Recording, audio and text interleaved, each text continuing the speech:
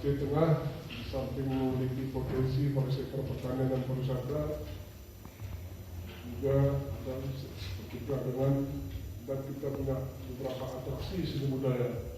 Mau wisata mau melihat kopi kita tidak perlu musim panen, tapi perlu juga kira-kira mungkin mereka melihat bagaimana petani memiliki kopi.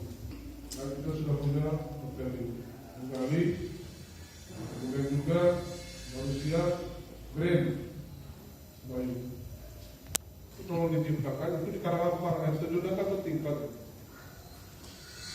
Karangapar, jadi bisa menjadi pendapatan masyarakat. Pengunjungnya diantar, naik kuda ke sana, apakah naik, karena sudah disiapkan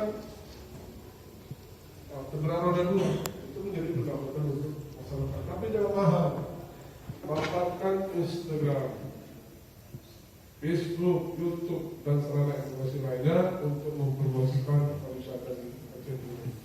Akhirnya dengan mengucapkan Bismillahirrahmanirrahim, kegiatan peningkatan SDM pemasaran pariwisata era digital, peningkatan SDM tata kelola destinasi wisata, dan peningkatan SDM pembantu wisata Despatora Aceh Tengah tahun 2020 dengan resmi saya nyatakan.